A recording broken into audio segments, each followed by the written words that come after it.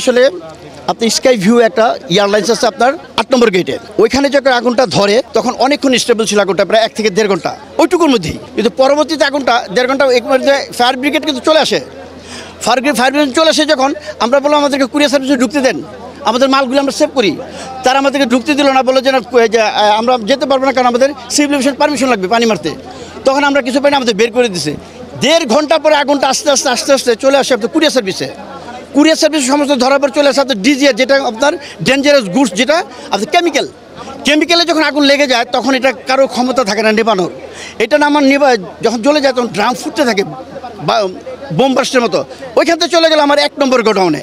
1 নম্বর গোডাউনে আমার সব বলি কি ইলেকট্রনিক্স আইটেম, তারপরে আপনার অন্যান্য আইটেম। ওইখানে আমার দেখা গেছে যে জয়েন্টগুলো আমার গোল্ড আছে, ডায়মন্ড আছে, তারপরে বিভিন্ন লিকুইড গোল্ড, হ্যাঁ ওইটুকু চলে আসে। তারা কেন নিবাইল না ততক্ষণ পর্যন্ত তার ঘুরতি আছে। কিন্তু আমার ভাই এখান থেকে বলছিল পানির ব্যবস্থা, আমি বলছি আপনি যদি পানি না নিতে পারেন, আমার এখানে পানির ব্যবস্থা আছে, আমি পানি এখান থেকে দেই। ওনারা পানি মারতে পারবে না, পানি মারলে আগুন আরও ধরবে। ওরা শেষ পর্যায়ে কিছুক্ষণ আগে তারা ওয়ালের মধ্যে উপরে দাঁড়িয়ে চিকন করে কিছু পানি মারতেছে, যেটা ওয়াল ঠান্ডা করার জন্য।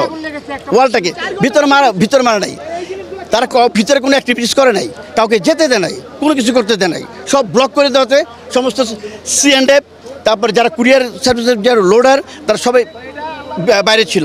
যার জন্য এখানে হাজার, যদি কেউ বলে কোটি টাকা ড্যামেজ, নো, হাজার কোটি টাকা সম্পদ, যেটা আপনি মার্জিন করতে পারবেন না কাগজে কলমে, সম্ভব না, অসম্ভব। এটা আপনি যদি বলে যে কেউ বলছে এখানে 1000 কোটি টাকা, ভুল।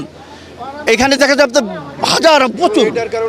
হ্যাঁ এটার কারণে হ্যাঁ যারা এইটার সাথে রিলেটেড কিছু থাকে না, কিন্তু পড়লে কিছু রাইখা দিয়ে যায়, না যখন পড়ে এটা কিছু রেখা দেওয়া যায় নাই, এখনও চলছে।